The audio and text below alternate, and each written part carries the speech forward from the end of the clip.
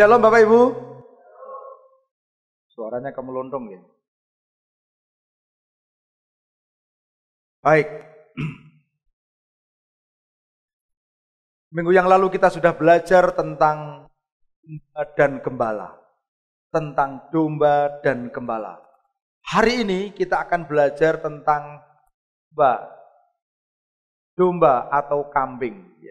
Mari katakan bersama-sama, domba atau kambing. Ada orang enggak? Orang ya? Domba atau kambing? 2, 3. Coba penarinya yang ngomong. 2, 3. Ya, sebelah sini. 1, 2, 3. Sebelah sini.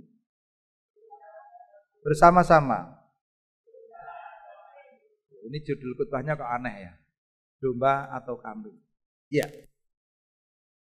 Jika kita membaca bagian daripada firman Tuhan, maka minggu yang lalu saya terangkan, seringkali orang percaya itu digambarkan seperti domba.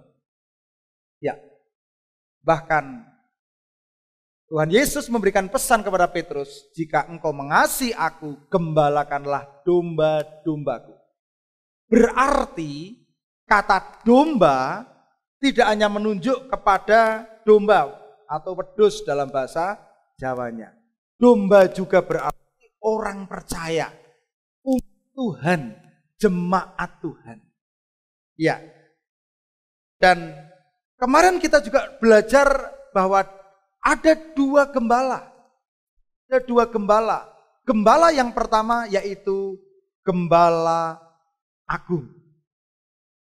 Tuhan sebagai gembala agung. Ya. Gembala agung itu adalah gembala yang menggembalakan kita, yang sudah memberikan nyawanya bagi kita, yang sudah mengorbankan dirinya.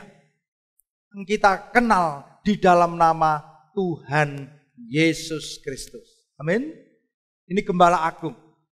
Yang kedua, ternyata dari apa yang Tuhan Yesus perintahkan kepada Petrus, juga ternyata dari Efesus pasal 4, gembala juga ada di dunia ini. Namanya gembala jemaat atau gembala sidang.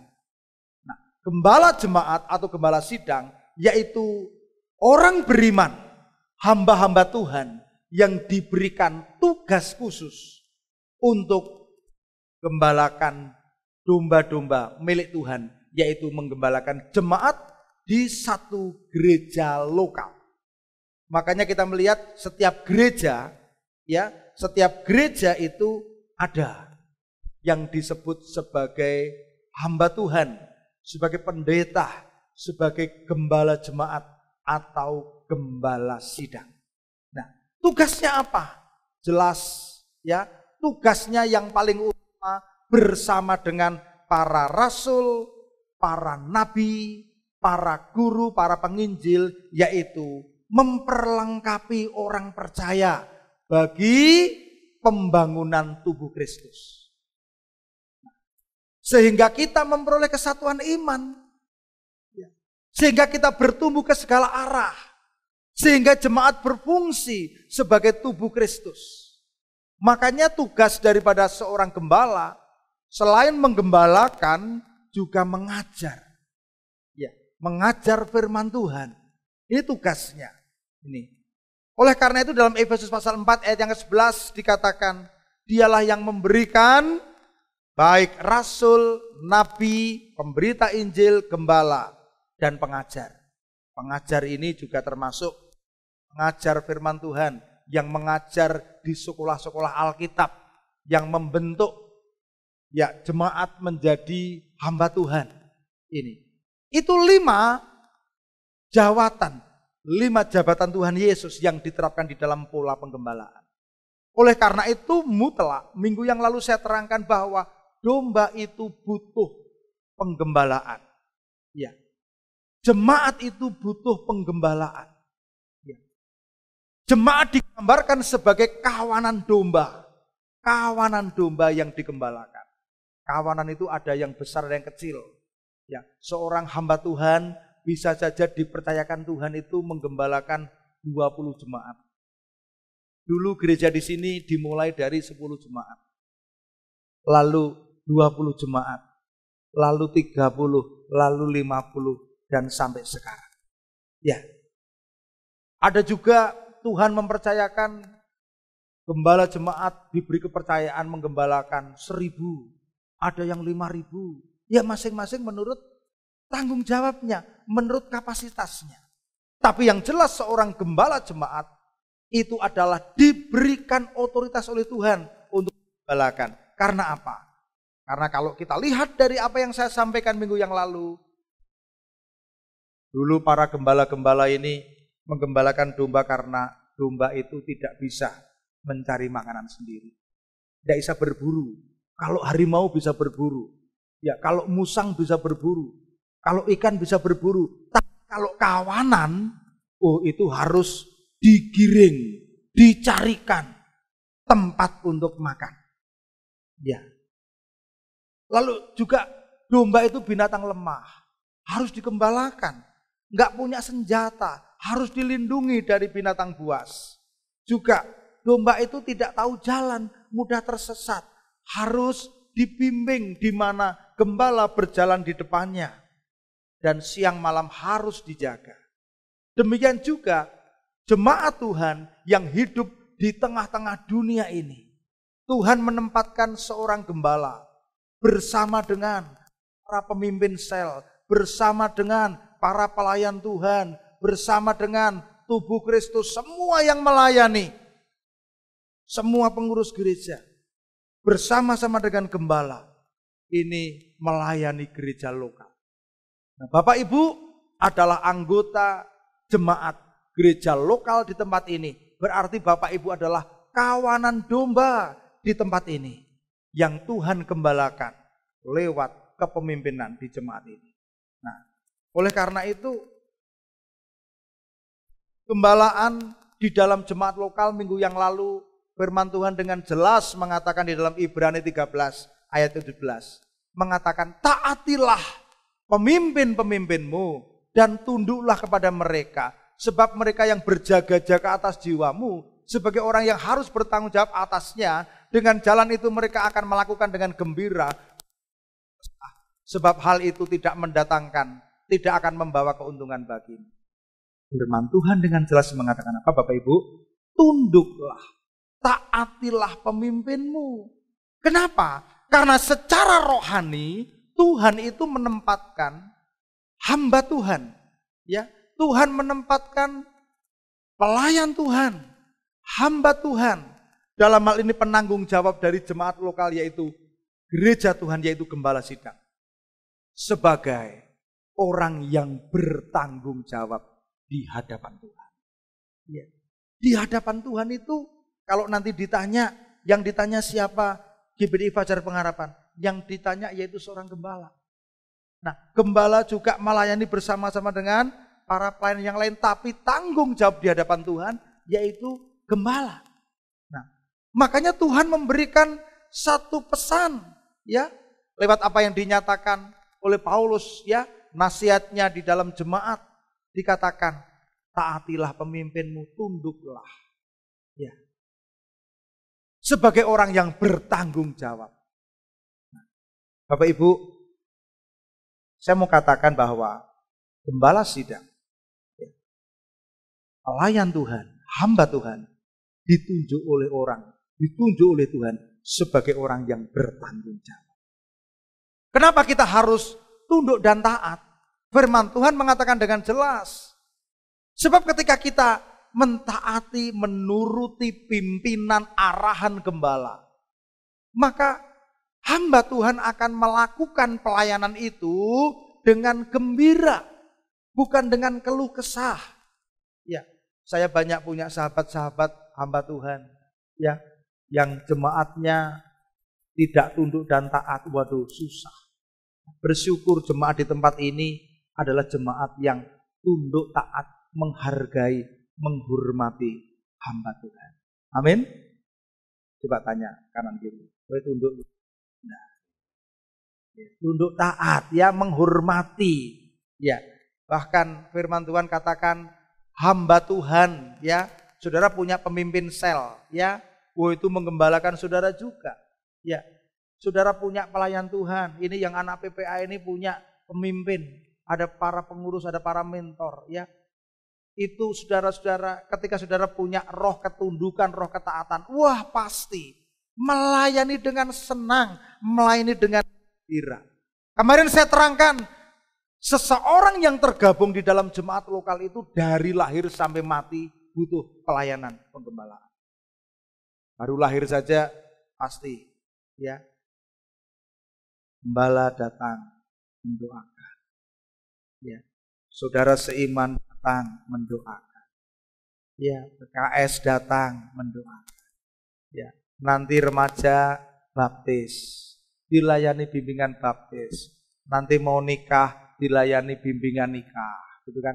Sakit didoakan, ya, dibesuk, ya. Nanti kita pun juga butuh ya dari pemimpin jemaat. Mati saja butuh loh, ya. Nah, belum sudah mati saja butuh loh. Sampai 1000 hari saja masih butuh loh. Artinya apa? Artinya keluarga butuh dikuatkan, ya. Keluarga butuh didoakan. Ini hal yang luar biasa. Ini. Makanya orang percaya digambarkan sebagai domba. Domba ini. Sedangkan gembala agung kita yaitu Tuhan Yesus. Oleh karena itu, untuk kita bertumbuh, untuk kita berbuah, jemaat itu harus tertanam di dalam rumah Tuhan. Ya. Kemarin saya juga menjelaskan, tapi ada Pak yang tidak butuh penggembalaan, tidak butuh, merasa hidup bisa sendiri. Ya, orang Kristen yang tidak butuh digembalakan itu orang Kristen yang pengennya bebas. Wah, hidup sendiri, tidak butuh gembala. Merasa bisa hidup sendiri, ini salah. Ya, setiap kita ini butuh, saya saja juga butuh digembalakan gembala agung. Saya saja butuh juga hidup berkomunitas dengan para pemimpin yang lainnya. Ya, seringkali di kota besar ini karena kesibukan banyak orang yang individu, tidak butuh berjemaat, menjadi gereja Kristen jalan-jalan. Tidak jelas. Ya. Tadi malam, kemarin sore, ini hari Minggu. Sabtu, saya memimpin rapat pleno di forum gereja. Sorenya saya naik travel ke Semarang. Nah, saya naik travel, turun dari travel, saya dijemput sahabat saya, pendeta dari Rembang. Dia harusnya mengajar di Semarang, di sekolah kitab itu 4 hari berturut-turut. Dari Selasa, Rabu, Kamis, Jumat. Ya, Selasa, Rabu, Kamis, Jumat. Oh enggak, Rabu, Kamis, Jumat, Sabtu. 4 hari. Tapi dia Jumatnya, waduh Pak, saya harus pulang ke Rembang. Ternyata ada majelis kami yang meninggal. Udah yang meninggal. Dia ngubur dulu, baru balik. Setelah balik jemput saya. Pas jemput saya ditelepon. Waduh Pak, ini ada jemaat kami yang meninggal lagi.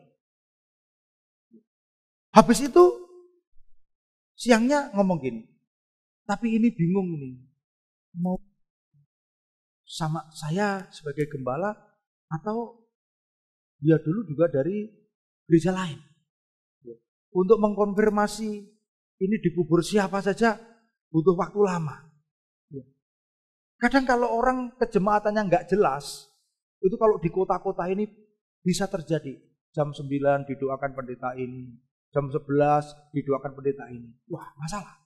Nah, oleh karena itu perlu sekali kita belajar untuk menundukkan diri di dalam satu gereja lokal. Ya, baik. Saya akan mengajarkan tentang domba atau kambing. Domba atau kambing. Ya, saya membaca beberapa referensi tentang domba dan kambing. Ya, domba, saya tadi sebenarnya mau menyiapkan video, tapi tidak sempat, saudara. Ya, domba itu adalah gambaran dari apa yang kemarin saya terangkan. domba ini bisa berkembang biak sampai ratusan ribu. Kemarin saya sudah share gitu kan saudara di para pemimpin sel. Itu binatang yang diternakkan. Ya, bisa berkembang biak banyak. Ya, domba juga dikenal sebagai binatang penurut. Ya. Ini kalau disinkronkan dengan kehidupannya di dalam penggembalaan kita kepada Gembala Agung, domba itu mestinya menurut kepada Tuhan, menurut kepada firman Tuhan, juga menurut kepada gembala jemaat, ya, sebagai pemimpin rohani.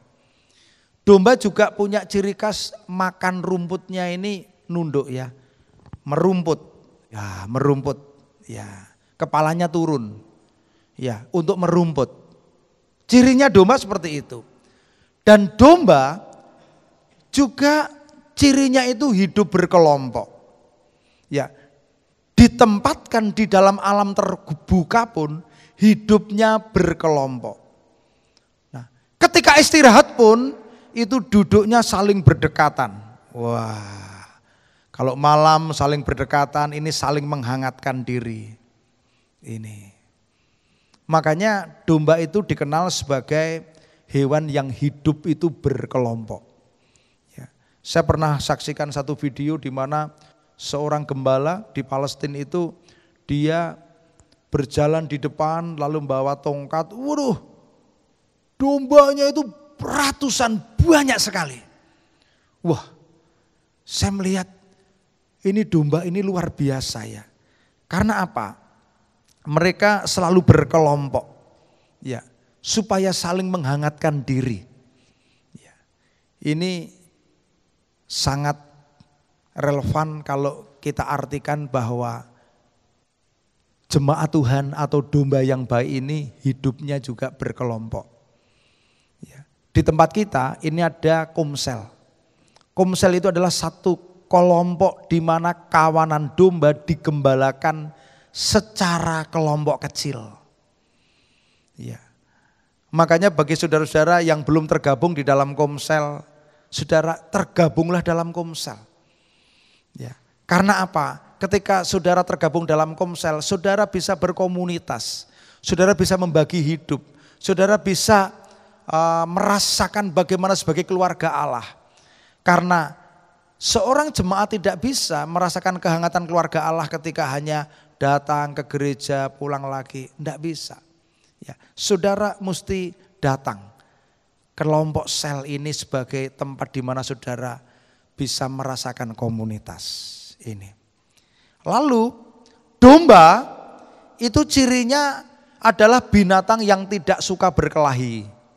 Kenapa tidak suka berkelahi? Walaupun kepala ketemu kepala, tidak suka berkelahi, tidak suka ribut. Kenapa? Nah, dia merasa sebagai binatang yang lemah, tidak punya senjata. Ini. Jadi itu cirinya domba. Nah, sekarang saya mau kasih tahu cirinya kambing. Nah, sebenarnya bagus kalau di-share-kan ya. Nah, ada gambar gitu kan. Kalau kambing itu kelihatannya sama-sama, orang Jawa mengatakan podo-podo wedus, tapi beda.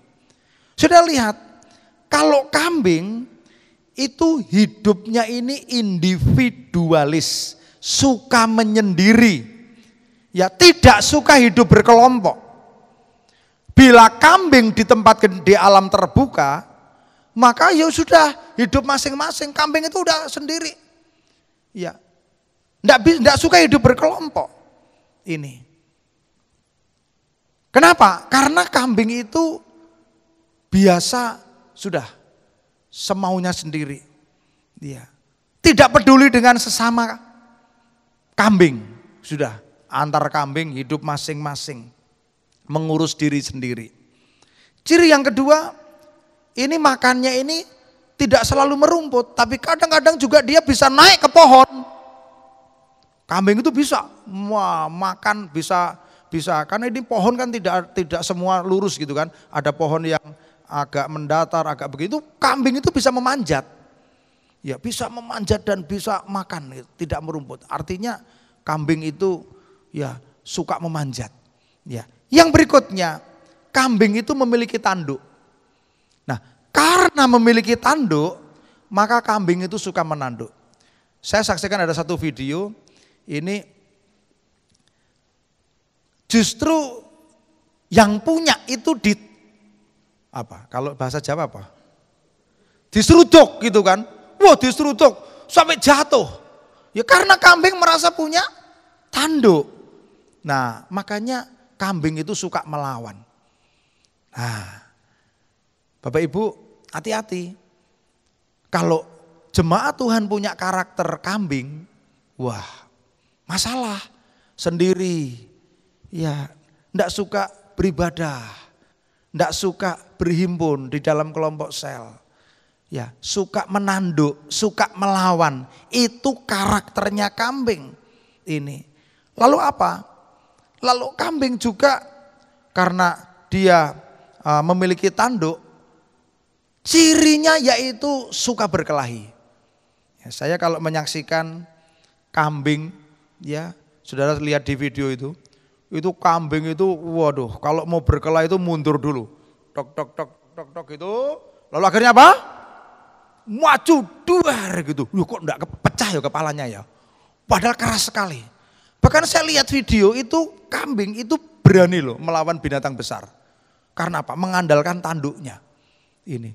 Kambing itu suka sekali main, wah, berkelahi, ribut, itu suka sekali. Tapi kalau domba enggak, lah hati-hati.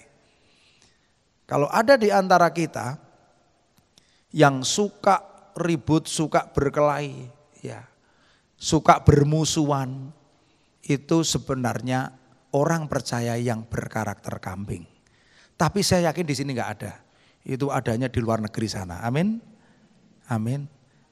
Ya, coba tanya, kamu domba apa kambing? Ya. Ya. Ya, makanya jangan suka ribut. Ya. Kalau domba itu enggak suka ribut, makanya suka mengampuni. Kalau suka mengampuni berarti apa? Enggak mau ribut.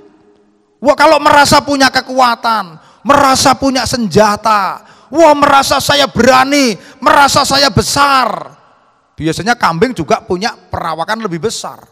Bahkan tanduk daripada kambing itu bisa dijual. Oh, bisa dijual. Bisa dipakai, bisa ada harganya. Karena tanduk gitu kan. Nah, makanya saya belajar. Oh, makanya kambing suka berkelahi, suka ribut, suka padu, suka bermusuhan. Ini gambaran orang Kristen yang suka nanduk. Ya, tidak tunduk tapi nanduk. Coba katakan, tidak tunduk tapi nanduk. 2, 3. Itu karakter kambing. Kalau domba, merasa enggak punya senjata, merasa lemah, enggak pernah. Saya enggak pernah menyaksikan domba itu pada apa? Pada berkelahi. Nah, saya lihat dari berbagai tulisan, termasuk tulisan-tulisan tentang kambing dan domba, dari referensi tentang binatang kurban. Oh, ternyata kambing dan domba itu punya karakteristik yang berbeda. Ya, kalau kambing ini. Makanya kambing dan domba, saya tidak belajar tentang akhir zaman ya. Saya tidak mengajar tentang akhir zaman. Tujuan topik pengajaran saya ini menjadi domba yang baik. Ya. Menjadi domba yang baik itu bagaimana? Ya, menjadi domba yang baik itu artinya jadilah domba, jangan jadi kambing. Ya, coba kita akan belajar upahnya beda nanti. Domba sama kambing upahnya beda. Mari kita buka Matius 25. Matius 25 ayat 31 ya sampai ayat 34. Saya tidak terangkan ini ya. Nah, lain kali saya akan terangkan, tapi titik berat saya hanya mengajarkan tentang domba yang baik. Ya, domba yang baik. Gembala yang baik Tuhan Yesus. Ya, mari kita akan buka di dalam Matius 25 ayat 31 sampai 34. Saya akan membaca ayat yang ganjil, jemaat baca ayat yang genap. Tes. 2, 3. Apabila anak manusia datang dalam kemuliaannya dan semua malaikat bersama-sama dengan dia, maka ia akan bersemayam di atas tahta kemuliaannya. 32 jemaat, 2, 3. Lalu semua bangsa akan dikumpulkan di hadapannya dan ia akan memisahkan mereka pada seorang, sama seperti gembala memisahkan domba dari kambing. Ayat 33, dan ia akan menempatkan domba-domba di sebelah kanannya dan kambing-kambing di sebelah kirinya. Dan raja itu akan berkata kepada mereka yang di sebelah kanannya, mari hai kamu yang diberkati oleh Bapakku, terimalah kerajaan yang telah disediakan bagimu sejak dunia dijadikan. Ya, saya tidak akan terangkan ini lebih lanjut, saya hanya akan mencuplik upah akhir zaman nanti tentang kambing dan domba. Ya, dikatakan sangat menarik ini. Apabila anak manusia datang dalam kemuliaannya, apalagi apabila nanti Yesus datang kembali dalam kemuliaannya. Ayat ini jelas sekali ya. Dan semua malaikat bersama-sama dengan dia. Ini sama dengan apa yang disampaikan di 1 Tesalonika pasal yang keempat. Yesus akan datang dari surga bersama dengan malaikat. Bersemayam di atas tahta kemuliaannya. Maka semua bangsa akan dikumpulkan di hadapannya. Dan perhatikan kata ini. Ia akan memisahkan. Katakan memisahkan. 2, 3. Yang dipisahkan apa? Oh, sama seperti gembala kalau memisahkan domba dari kambing. Bagaimana? Ayat 33 menerangkan. Ia akan menempatkan domba-domba di sebelah kanannya. Jadi besok ketika Tuhan datang dalam kemuliaannya, Tuhan itu akan menempatkan domba di sebelah kanannya. Ini domba. Terus kambingnya sebelah apa? Sebelah kiri. Sudah, setelah terpisah, apa yang dikatakan? Raja itu, siapa? Yesus berkata apa? Akan berkata kepada mereka di sebelah kanannya. Yang sebelah kanan yang diomongi. Mari, hai kamu yang diberkati oleh Bapakku. Terimalah kerajaan yang telah disediakan bagimu sejak dunia dijadikan. Ya, kalau ada kesempatan nanti saya khotbah akhir zaman. Tapi ini saya hanya menerangkan. Oh, ternyata kambing dipisahkan sebelah kiri, domba sebelah kanan. Dan Tuhan berkata kepada domba, ya, mari hai kamu yang diberkati oleh Bapakku, terimalah kerajaan yang telah disediakan bagimu sejak dunia dijadikan. Pemisahan antara kambing dan domba itu terjadi. Karena ini firman Tuhan. Yang percaya katakan amin. Siapa yang percaya katakan amin. Iya, saudara. Makanya begini. Ketika kita membaca ini, loh kok kambing domba ini apa ya? Oh ternyata Tuhan itu nanti akan menempatkan domba di sebelah kanan. Domba ini binatang yang mau digembalakan oleh Gembala Agung Tuhan Yesus. Sebagai perpanjangan tangan, Gembala Agung itu menempatkan gembala dalam gereja lokal, para pemimpin-pemimpin. Ya. Dan kalau kita melihat ya dari ayat ini, waduh luar biasa. Kelompok domba adalah anak-anaknya yang nanti akan ditempatkan di sebelah kanannya. Sedangkan kelompok kambing adalah mereka yang suka melakukan kejahatan, yang ditempatkan di sebelah kirinya. Artinya kelompok domba mewarisi kerajaan surga yang mulia. Sedangkan kelompok kambing dienyahkan dari hadiratnya, dimasukkan ke dalam api kekal yang menyala-nyala. Makanya begini, kita tidak cukup hanya proklamasi, percaya Yesus pasti selamat. Enggak.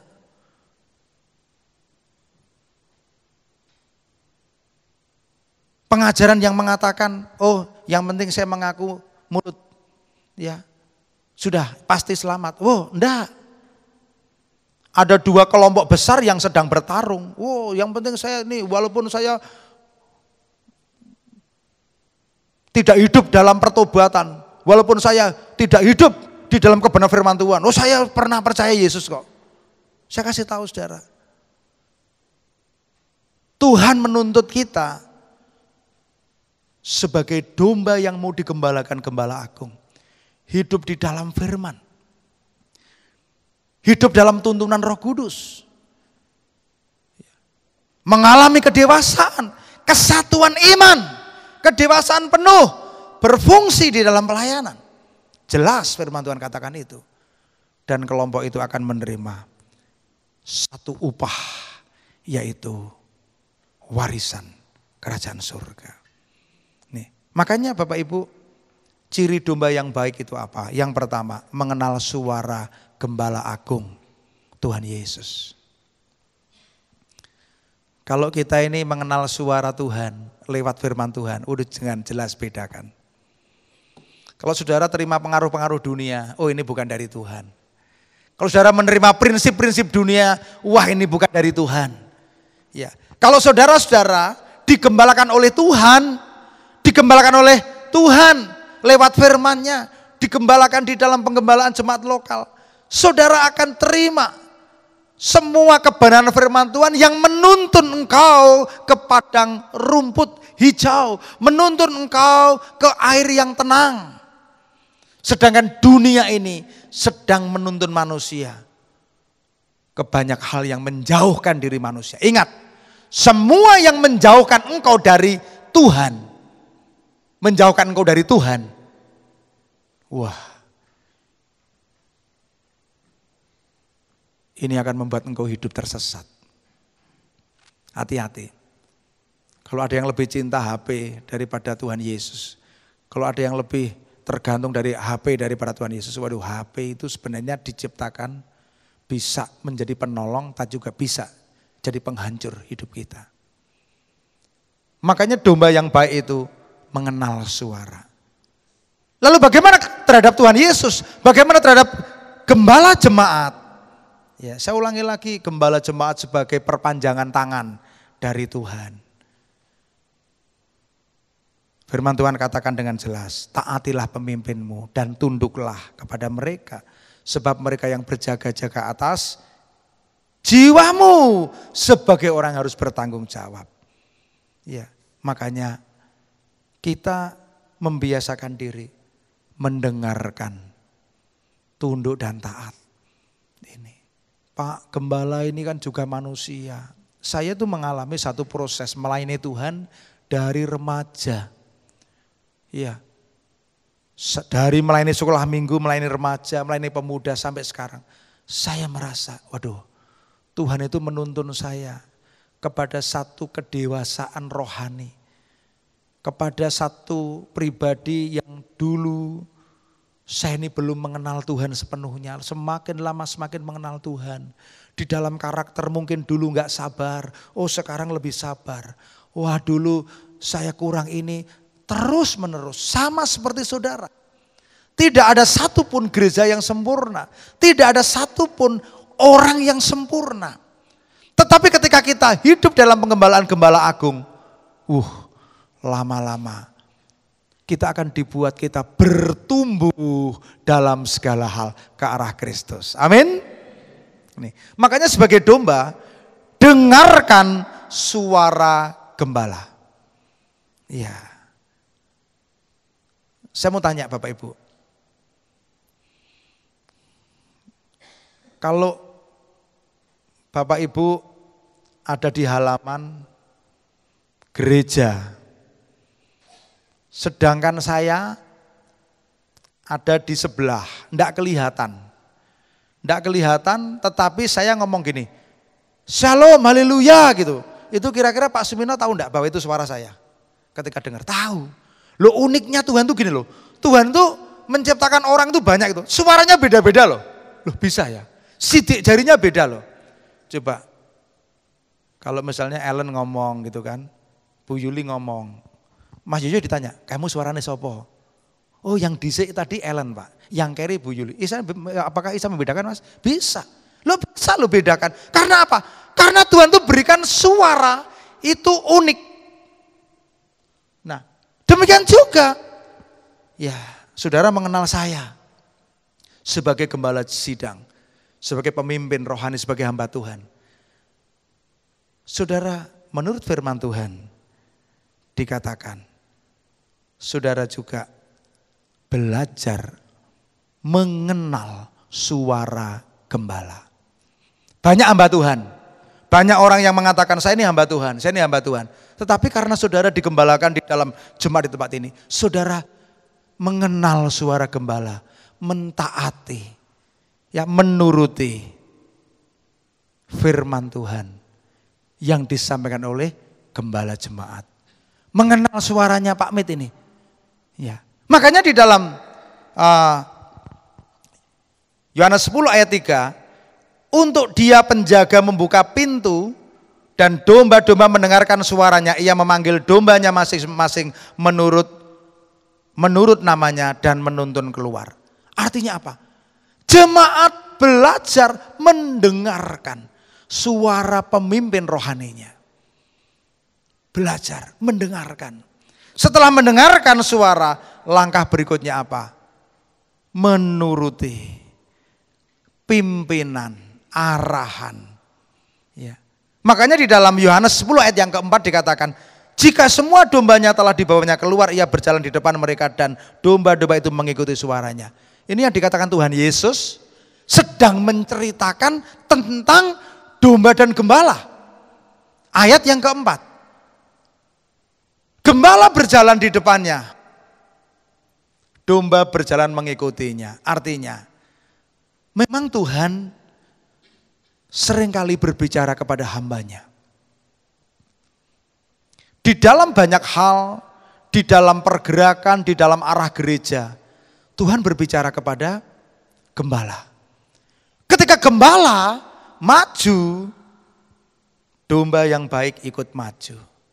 Ketika gembala ke barat, domba ikut ke barat. Ketika gembala ke timur, domba ikut ke timur. Artinya, domba mendengarkan dan mengikuti langkah daripada gembalanya. Saudara, memang kita ini hidup di dunia ini kan punya pikiran masing-masing, kemauan masing-masing. Tapi di dalam hal kejemaatan, ya, di dalam hal kita hidup berjemaat, Tuhan menempatkan seorang gembala yang Tuhan taruh untuk berjalan di depan dan memimpin. Lalu saya sebagai gembala jemaat ngikuti siapa? Ngikuti gembala agung. Berarti apa? Kita sama-sama berjalan mengikuti langkah gembala agung kita. Amin. Nah, saudara,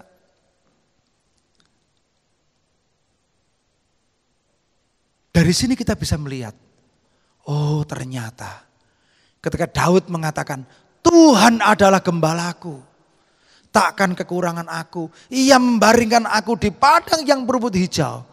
Ia membimbing aku ke air yang tenang. Ia menyegarkan jiwaku. Ia menuntun aku ke jalan yang benar. Ternyata ketika kita mempercayakan diri kita dipimpin oleh Gembala Agung, hidup kita ada di dalam jaminan kecukupan. Saya enggak khawatir. Saya ceritakan kemarin. TK ini untuk bisa punya kantor saja dari bumi dijadikan baru kemarin. Ya, saya udah khawatir ini depan nayeng semua. Ya, saya ingin ya ganti. Oh Tuhan sediakan. Pak, apa urusan gereja hanya fasilitas? Tidak. Pelayanan itu orientasinya kepada jiwa-jiwa. Gereja tidak pernah bertumbuh pada fasilitas. Ya, tetapi fasilitas juga meneguhkan bahwa Tuhan itu memberkati. Amin. Dulu kalau kita itu mikir ketika kita masih beribadah di joglo ya. Di joglo gitu bocor, ada tripleting selambet. Kita berpikir, kapan Kapan Tuhan itu mau berkati kita? Kita tuh bisa beribadah di gedung yang layak. Kapan? Ternyata jalannya harus ngalang. Harus bangun youth center dulu. Harus bangun gereja. Nah, sekarang Tuhan sedang membuat satu langkah baru. Ya. 23 tahun. Ini tahun berapa? 23 ya? 23 tahun. Ya. Untuk melayani PPA saja kita tuh harus jadi kontraktor. Ketika ada seorang pengusaha, Pak, ini tanahnya harganya 2,4, bayar aja 1,2. Waduh, ini enggak ada, ini duitnya juga masih dipakai untuk ngangsur. Tapi kalau Tuhan ngomong jalan saja, jalan saja. Ya. Bagi yang tidak tahu, bagi yang kurang rohani, di sana saja ngontrak, dadak pindah ngopo, dadak neko-neko gitu kan. Ada yang ngomong gitu saudara. Karena apa? Wah ini sudah, kalau seperti itu berarti tidak nangkep. Ya. Saya pengen saudara, apapun yang sedang Tuhan taruh di dalam hidup kita, di dalam jemaat kita, di dalam kehidupan keluargamu, di dalam urusan bisnismu, di dalam pergumulan dengan anakmu, percayalah Tuhan itu gembala yang baik. Amin. Ya. Kadang ya Tuhan itu seperti kadang-kadang mengabaikan ya. Mengabaikan. Kadang seperti mengabaikan. Seorang yang sakit pendarahan yang dulu pernah saya ceritakan. Ketika dia ingin disembuhkan saja, sepertinya Tuhan mengabaikan. Iya. Sepertinya Tuhan itu malah merendahkan dia. Ya. Orang yang lumpuh 38 tahun di tepi kolam Bethesda. Ya. Di kolam Bethesda. Ya, saudara, 38 tahun sepertinya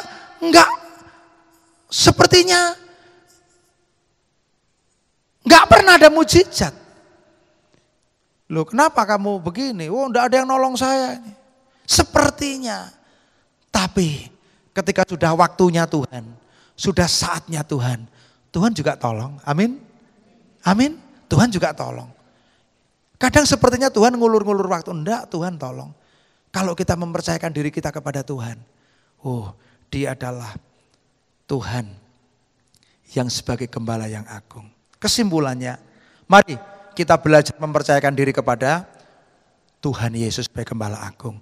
Tapi kita juga belajar taat, mempercayakan diri kepada tangan panjang daripada gembala agung.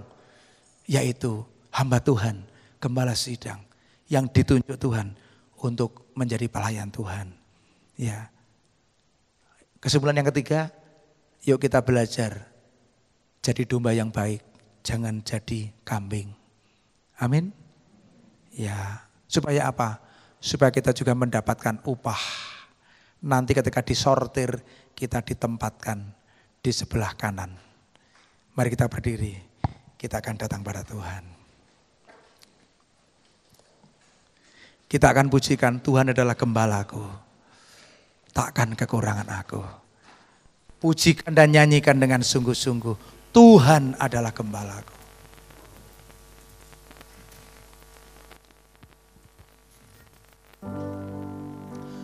Tuhan adalah gembalaku, takkan kekurangan aku.